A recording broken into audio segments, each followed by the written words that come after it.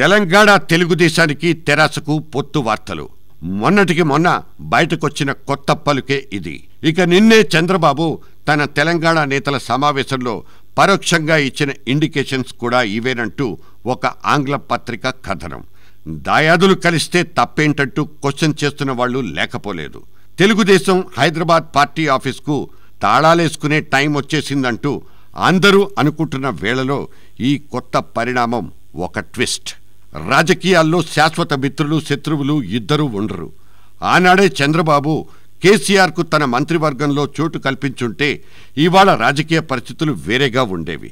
తనకు మంత్రి పదవి దక్కకపోవడంతోనే కేసీఆర్ తెలంగాణ కుంపటి రాజేశారన్న మాటలు కూడా ఇప్పటివి కావు. 1999లో కేసీఆర్కు మంత్రి పదవి ఇవ్వకపోవడాన్ని తన క్యాలిక్యులేటివ్ మిస్టేక్ అంటూ స్వయంగా ఆ చంద్రబాబే ఒప్పేసుకున్నారు కూడా. ఒప్పేసుకోవడం మాత్రమే కాదు, తెలుగుదేశంలో కేసీఆర్ సమర్థవంతంగా పనిచేశారంటూ కితాబు కూడా ఇచ్చేశారు బాబు. ఆ రోజున కేసీఆర్ని కాదని పీజేఆర్ని ఓడించిన ఆ పోలీసాయన విజయరామారావుకి పట్టం కూడా కట్టారు. ఇవాళ అదే విజయరామారావు మళ్లీ కేసీఆర్ పార్టీ గొడుగు కిందకి చేరిపోవడం కూడా గమనార్హం. రాష్ట్ర విభజన తర్వాత తెలంగాణ తెలుగుదేశం పూర్తిగా వీక్ అయిపోయింది.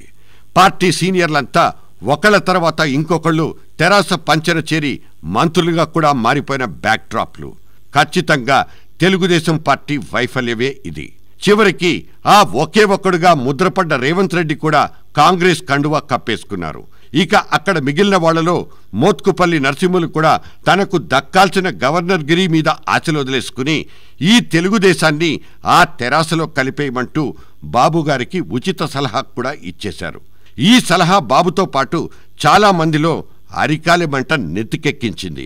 తెలుగుదేశాన్ని తెరాసలో విలీనం చేయడం తప్పని చెప్తూనే అదే తెరాసతో పొత్తు పెట్టుకునే దిశలో చంద్రబాబు ప్రయాణం కూడా షురూ అయిందా? కొంతకాలంగా తెలుగుదేశం తెరాసల మధ్య చెప్పుకోదగిన గొడవలేవీ లేవు. రాష్ట్రాల మధ్య ఉన్న ప్రధాన సమస్యలు ఇవాళ చర్చలకు కూడా రావడం లేదు. ఈ విశ్లేషణ రాస్తున్న సమయంలోనే రెండు రాష్ట్రాల మధ్య రాజుకున్న సాగర్ నీటి వివాదం సమసిపోయిందంటూ బ్రేకింగ్ న్యూస్.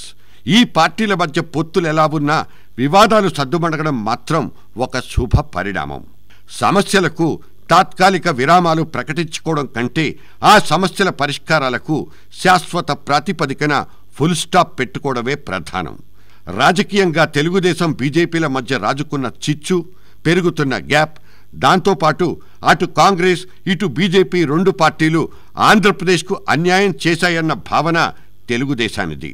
అటువంటి పార్టీలతో అంటకాకడం కంటే తెలంగాణలో తెరాసతో పొత్తు పెట్టుకుని సీట్ల సర్దుబాటుతో ఒక కొత్త బాటలో నడవడం మూలంగానే తెలుగుదేశం పార్టీ తన ఉనికిని కాపాడుకోగలుగుతుందని కొంతమంది ఆలోచన. ఆనాడు కేసీఆర్కి పదవి ఇవ్వకుండా నేను ఖరీదైన తప్పే చేశానంటూ ఇవాళ ఒప్పుకుంటున్న చంద్రబాబు రాజకీయాల్లో కొన్ని సంఘటనలు ఊహకు కూడా అందవంటూ ఇన్నాళ్లకు గ్రహించగలిగారు. Judgement of error. ఆనాడు కేసీఆర్ని సైడ్ ట్రాక్ చేసిన ఘట్టాల్ని జనం మాత్రం ఎలా అర్థం చేసుకోవాలి? అంటే ఆనాడు జరిగిపోయిన నష్టానికి బాబే కారణమంటూ జవాబులు చెప్పుకోవాలి. నాతో కేసీఆర్ బాగానే ఉండేవాడంటూ ముక్తసరిగా మూడంటే మూడే మాటల్లో పొగడేసిన చంద్రబాబులో ఒక మారిన మనిషి బయటకొచ్చాడా? అదేమో గాని ఆయన చేసిన ఒక ఖరీదైన తప్పుకు చరిత్రతో పాటు జనాల తలరాతలు కూడా మారిపోయాయని చంద్రబాబు గ్రహిస్తే అంతే చాలు. ఏమైనా కోట్లాది తెలంగాణ ప్రజల మనోభావాలకు అద్దం పట్టే ప్రత్యేక తెలంగాణ రాష్ట్ర ఆవిర్భావానికి ఆనాడు కేసీఆర్ ఎదుర్కొన్న పదవీ భంగమే ఒక ప్రధాన కారణం.